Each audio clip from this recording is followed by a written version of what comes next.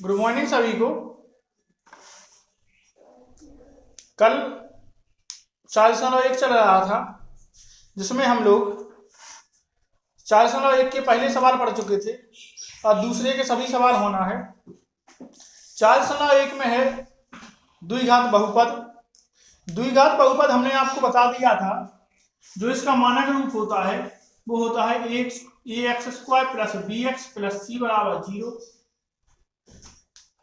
जो द्विघात समीकरण है उसका ax² plus bx plus c बराबर 0 मानक रूप है और इस मानक रूप के अनुसार ही हम द्विघाती समीकरण को मानते हैं। जो बहुपद होते हैं, बहुपद में आपने देखा है कि यदि बहुपद की अधिकतम घात 1 है तो उसको हम रैखिक समीकरण कहते हैं, और यदि बहुपद की अधिकतम घात 2 है तो उसको हम द्विघाती बहुपद कहते हैं, और यदि बहुपद की घात अधिकतम 3 है तो उसको हम त्रिघाती बहुपद कहते हैं। जो बहुपद है 3 प्रकार के होते हैं, इसी के अनुसार जो द्विघाती समीकरण है उसी से बना है। द्विघाती समीकरण में अधिकतम घात जो होगी वो 2 होगी, और दो घात होने के साथ साथ में जो उसके चर पद हैं x वाले जो अंक है उसको स्वतंत्र होना चाहिए। यदि ये दो अंडर रूट में यहाँ पे आ जाता है, यदि दो यहाँ पे मान लो अंडर रूट में आ जाता है या यहाँ पे जो x है वो अंडर रूट में आ जाती है तो वह समीकरण नहीं कहलाएगा, वह बहुपद नहीं कहलाएगा। हमें इसको करने के लिए ax² plus bx plus c बराबर 0 ही चाहिए। यहाँ पे x a बराबर नहीं होना चाहिए 0। यदि a बराबर 0 है तो हम उसको समीकरण नहीं मान सकते, क्योंकि यहाँ पे यदि a बराबर 0 हो जाता है तो वो पूरे समीकरण को 0 कर देगा, और यहाँ पे जो अधिकतम घात है उसकी 2 अधिकतम घात नहीं रहेगी।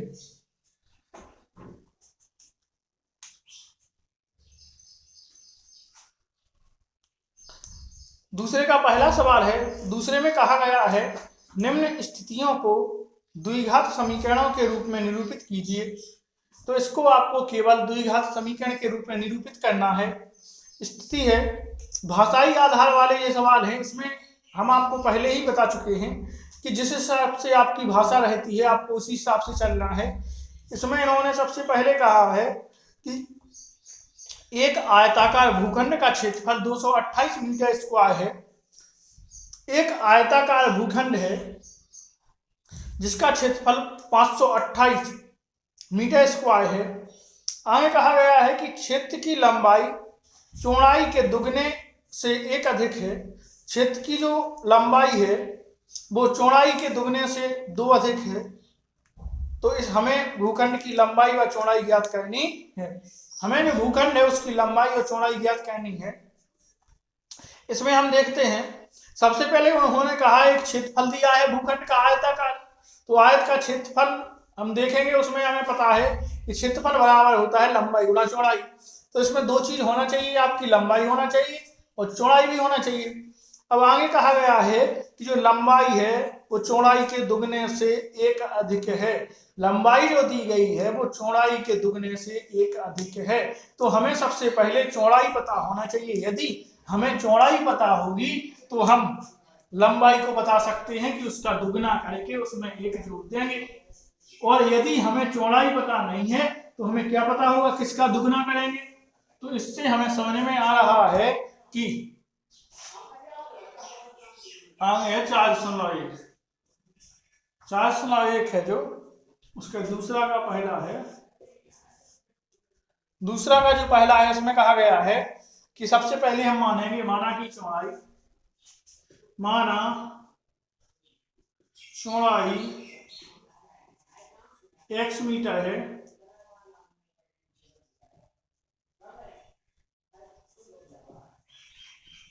माना चौड़ाई क्या है, चौड़ाई हमने मान ली x मीटर।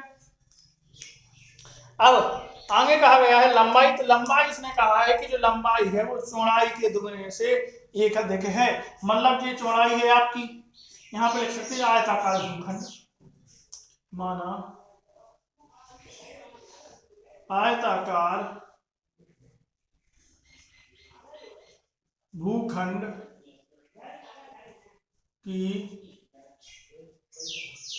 चौड़ाई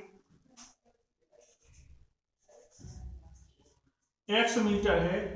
जो आयताकार भूखंड है इसकी जो चौड़ाई है वो x मीटर है। तथा लंबाई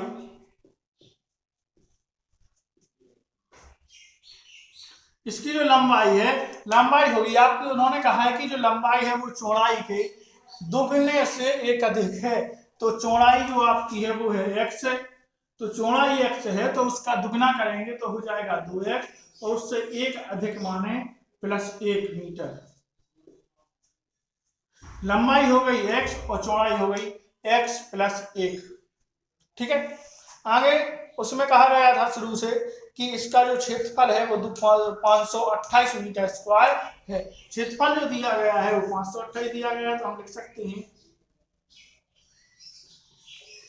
आयत का क्षेत्रफल,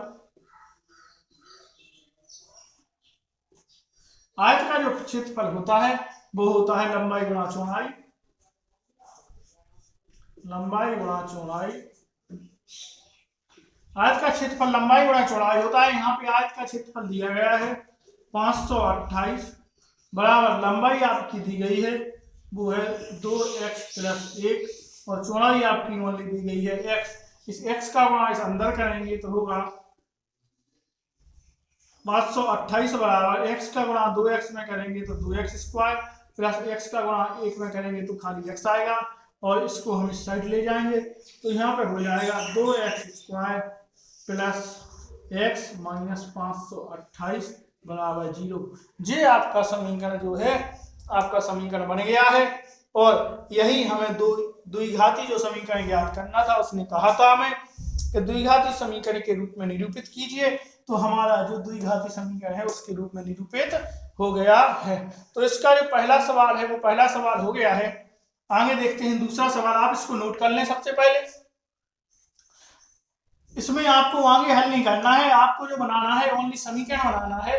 तो हमने आपको समीकरण बना के बता दिया है।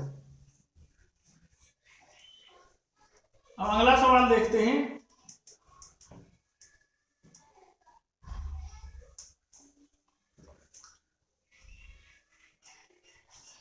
हाँ, दूसरा सवाल है इसका,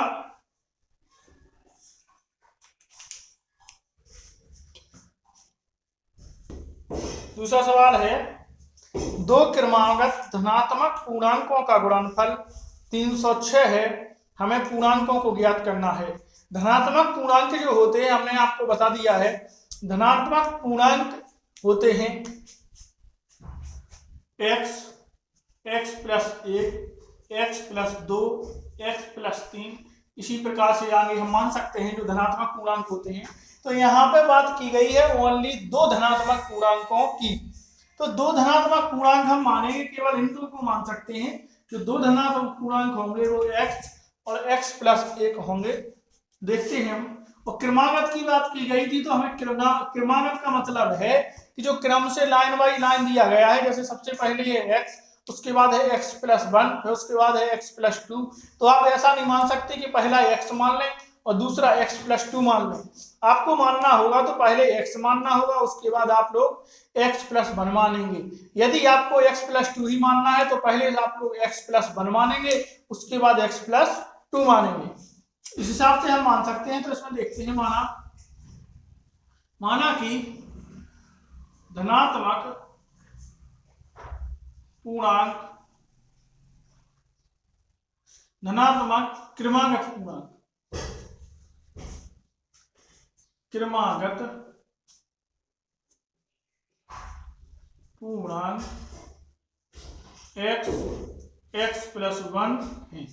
क्या मान लिया हमने? दो धनात्मक पूर्णांक मान लिए, पहला मान लिया x और दूसरा मान लिया हमने x + 1। उन्होंने कहा है जो धनात्मक पूर्णांक है इनका जो गुणनफल है वो 306 है। तो यहाँ प्रश्नानुसार चलेंगे। प्रश्नानुसार है, उसमें है कि जो धनात्मक पूर्णांक के इनके गुणनफल है जो 306 है। गुणनफल मतलब इन दोनों का गुणा किया जाए यदि, तो वो होता है 306। हम गुणा करते हैं x और x + 1 बराबर कितना है 300 बराबर 306। इन दोनों का गुणनफल बराबर 306। इसका गुणा करेंगे, x का x में गुणा करेंगे तो x² आएगा, प्लस x का 1 में करेंगे तो ये ओनली x आएगा बराबर 306। इस 306 को इस साइड लाएंगे तो होगा x² + x - 306 बराबर 0। तो हमारा जो समीकरण है वो समीकरण बन गया है दूसरे सवाल का। हमें ओनली समीकरण ही बनाने हैं, तो दूसरे सवाल का भी आपका जो समीकरण है वो बन गया है। आगे देखते हैं अब तीसरा सवाल देखते हैं। दूसरा जो सवाल है वो हो गया है, बिल्कुल इजी सवाल है, सबसे छोटे सवाल हैं।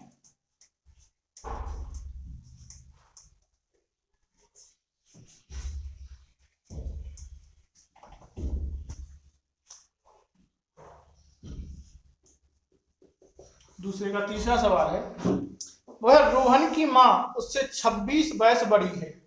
रोहन है, उसकी माँ जो है वो उससे 26 वर्ष बड़ी है। उनकी आयु का गुणनफल अब से 3 वर्ष पश्चात 360 हो जाएगा। हमें रोहन की वर्तमान आयु ज्ञात करनी है। इसमें बताया है कि जो रोहन की आयु है वो रोहन की आयु उसकी जो रोहन की आयु है, रोहन की आयु से उसकी जो माँ है वो 26 वर्ष बड़ी है। अब रोहन की आयु हमें देखना पड़ेगी वर्तमान आयु से। वर्तमान आयु रोहन की जो होगी, तो रोहन की यदि वर्तमान आयु हम x मान लेंगे तो उसकी माँ की हमें आयु माननी पड़ेगी 26, x + 26, क्योंकि उसकी जो माँ है उससे 26 वर्ष बड़ी है। तो हम ये मान सकते हैं। आगे उन्होंने कहा है कि 3 वर्ष पश्चात, 3 वर्ष पश्चात का मतलब है आज से 3 वर्ष आगे। तो 3 वर्ष आगे जो है 3 वर्ष पश्चात 360 हो जाएगी। देखते हैं गुणनफल जो है वो 3 वर्ष पश्चात 360 हो जाएगा। हमें सबसे पहले माननी पड़ेगी रोहन की आयु। माना कि रोहन की वर्तमान आयु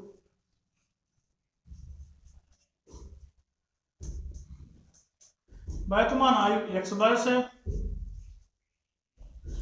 अब रोहन की हमने आयु मान ली है x वर्ष, तो उसकी माँ की आयु माननी पड़ेगी।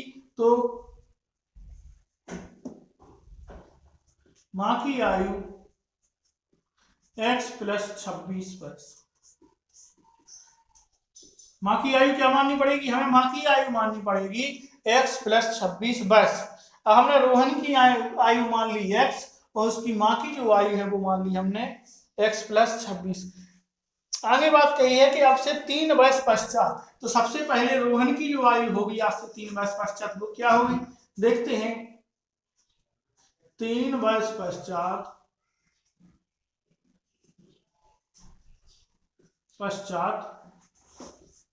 रोहन की आयु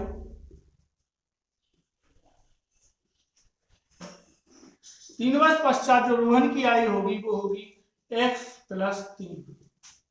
3 वर्ष पश्चात रोहन की आयु होगी x + 3, क्योंकि आज यदि हमारी आयु x है और आज से हम 3 वर्ष आगे की आयु बताना चाहें तो हमें आज की आयु में 3 ऐड करना पड़ेंगे, 3 जोड़ना पड़ेंगे। तो पश्चात की बात समझ में आ जाती है।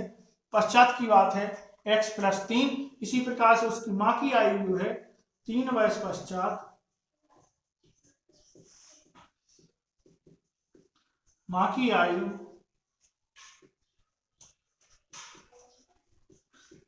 बराबर होगी, माँ की आयु अभी x + 26 है और जो इसकी 3 वर्ष पश्चात की बात कही गई है तो उसमें 3 ऐड कर देंगे।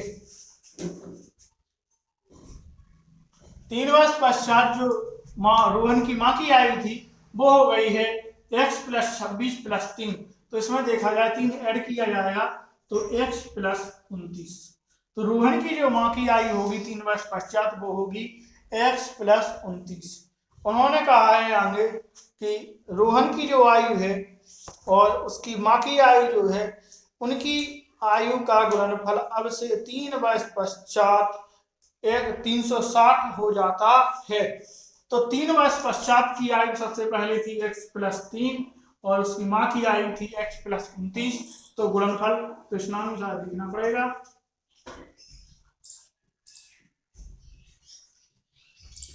प्रश्नानुसार होगा जो उनकी आयु है 3 वर्ष पश्चात की, उन दोनों की आयु है x + 3 और x + 29 बराबर दोनों की आयु का जो गुणनफल है वो है 360।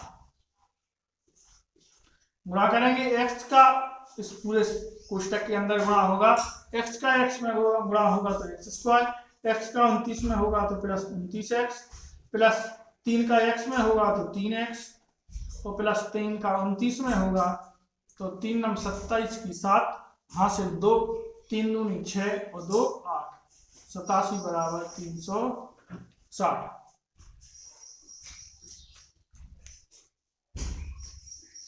इतना हो गया है। अब हम 360 को इस साइड लाएंगे तो एक्स स्क्वायर प्लस 29x और 3x, तो 29 और 3 32x, प्लस 87 माइनस 360 बराबर 0। जो 360 है उसको इस साइड लाए तो माइनस के हो गए, तो ये हो गया माइनस के 360 बराबर 0। अब x square plus 32x minus, ये प्लस वाला है ये माइनस वाला है, घटेगा तो काय का बचेगा, तो अपना जो बचेगा वो बचेगा माइनस का। तो इसमें से अब ये घटाते हैं, 360 में से 87 गए, इसको घटा के देखते हैं, 273 बचते हैं बराबर 0। अब आपका जो समीकरण है वो बन गया है कि x square plus 32x minus 273 बराबर 0। आपका जो समीकरण है वो हो गया है, इसको हम आगे हल कर सकते हैं, तो वर्तमान आयु ज्ञात कर सकते हैं, लेकिन उसमें मान लीजिए कहा गया है कि आपको केवल समीकरण ही बताना है, उसके आगे हल नहीं करना है। तो हमने केवल समीकरण तक देख लिया है, आगे हल नहीं करना है। तो आपका तीसरा सवाल जो है वो हो गया है।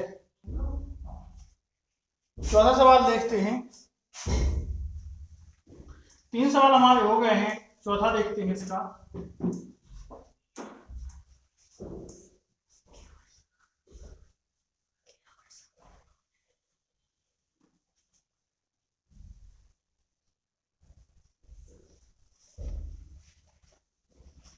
चौथा सवाल है, एक रेलगाड़ी 480 किलोमीटर की दूरी समान चाल से तय करती है।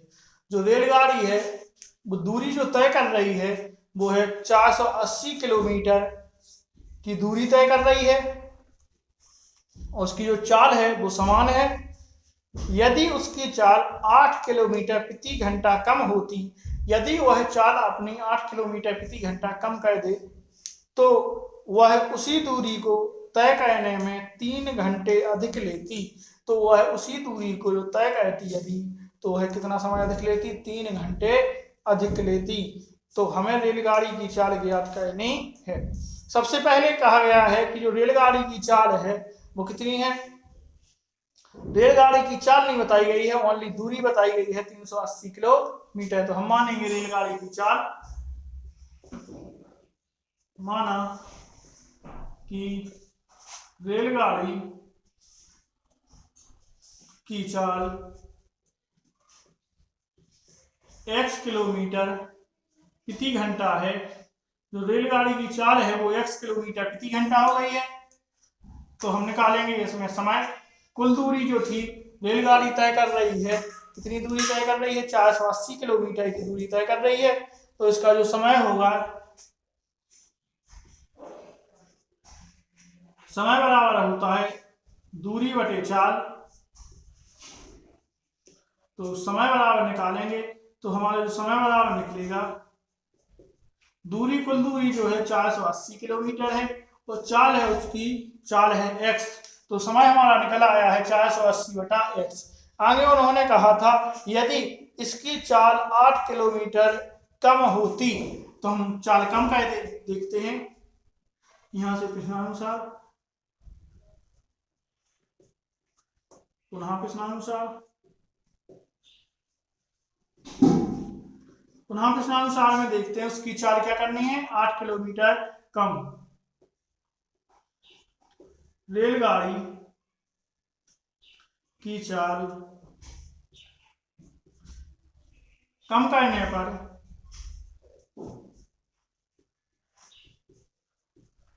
रेलगाड़ी की चाल यदि कम कर देंगे तो कम करने पर होगी, अभी x जो चाल है वो x है, और x के बाद हम 8 जो किलोमीटर प्रति घंटा की चाल कम कर देंगे तो उसमें -8 कर देंगे। आगे जो होगा तो नया समय हमारा जो बनेगा वो होगा, नया समय आएगा हमारा 480 बटा x माइनस 8। जो नया समय है हमारा वो हो गया है 480 बटा x माइनस 8। अब उसने कहा था कि जो रेलगाड़ी की चाल है वो यदि 8 किलोमीटर प्रति घंटा कम हो जाए तो उसको तय करने में 3 घंटे अधिक समय लेती रेलगाड़ी। तो पहले जो रेलगाड़ी है वो है उसका समय जो था 480 बटा x बराबर, यदि कम कर दिया जाए समय तो 480 x माइनस 8, जो समय कम हो गया है तो कितना घंटा अधिक लेती, 3 घंटे अधिक लेती। इसको हम इस साइड लाएंगे तो 480 बटा x बराबर, इस साइड ये माइनस का हो जाएगा, माइनस का 480 बटा x माइनस 8 बराबर 3। तो यहाँ पे हो गया है आपका 480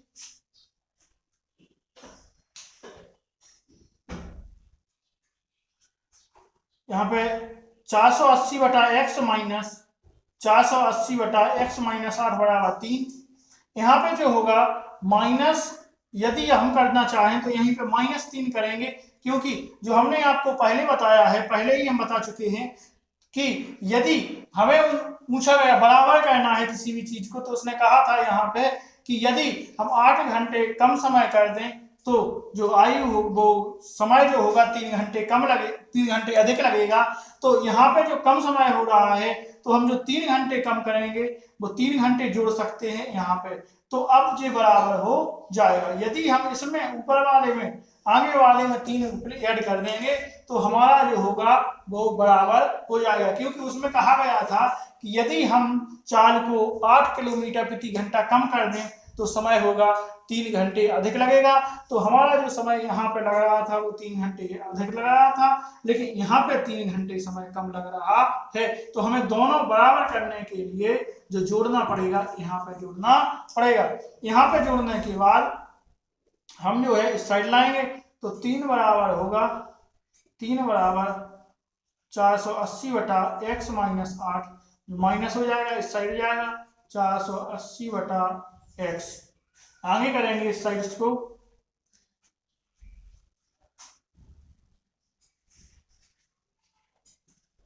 चार सौ अस्सी बटा x माइनस 8 माइनस 480 बटा x बराबर 3।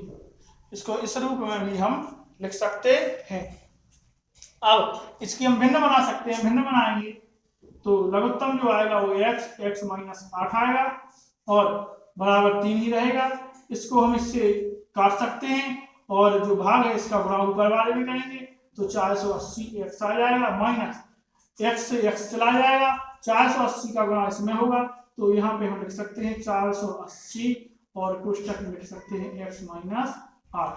480 कोष्टक में x माइनस 8 बराबर 3 ही रहेंगे, क्योंकि इसका भाग इसमें लेंगे तो x से x चला जाएगा, बचा x माइनस 8, उसका गुणा होगा ऊपर वाले में, तो आ गया x माइनस 8 गुणा में और 480 भी। ठीक है, हाँ अब हम 480 का गुणा करेंगे इसमें तो 480 x minus 480 x minus x का इसमें करेंगे तो प्लस हो जाएगा, 8 का गुणा 480 में करेंगे तो 0 का 0, 8 में 64, 4 हासिल 6, 8 चौका 32 और 6 38 बराबर 3। तो नीचे जो है वो सेम रहेगा x और x माइनस 8, x और x माइनस 8। इतना जो हो गया है।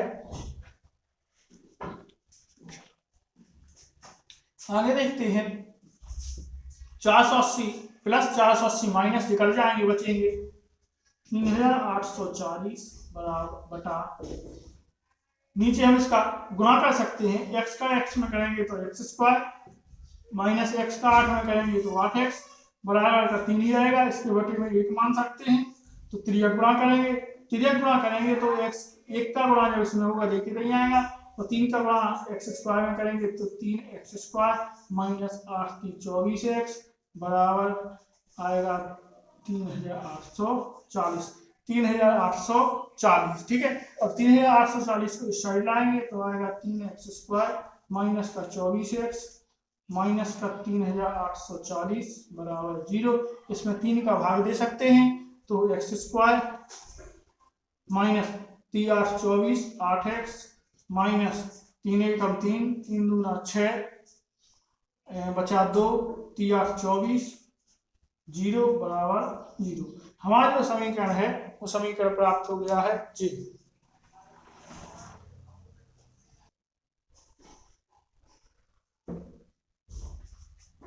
तो समीकरण बन गया है x² माइनस 8x माइनस 1280।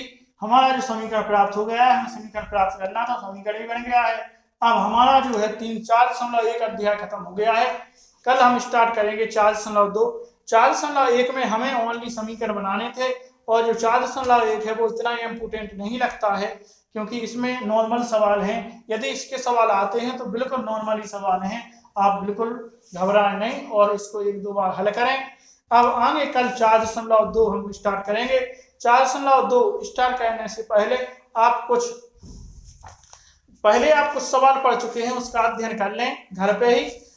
जो आप गुणनखंड पढ़ चुके हैं पहले ही, जैसे कक्षा 9 में आपने गुणनखंड पढ़े थे और जो पिछले अध्याय हैं उसमें आपने गुणनखंड कुछ पढ़ लिए हैं, आपको बीच में गुणनखंड मिल सकते हैं, तो आप लोग गुणनखंड पर भी ध्यान दे लें कि गुणनखंड विधि जो है वो किस प्रकार से होती है। और 4.2 में कुछ गुणनखंड विधि भी आएगी आपकी। और आगे हम देखते हैं 4.2 में जो फॉर्मूले हैं वो फिलहाल में नहीं लगने हैं, लेकिन आगे आपके फॉर्मूले लगेंगे तो उस हिसाब से हम आपको फॉर्मूले बता देंगे। और आज की क्लास हमारी इतनी रहेगी।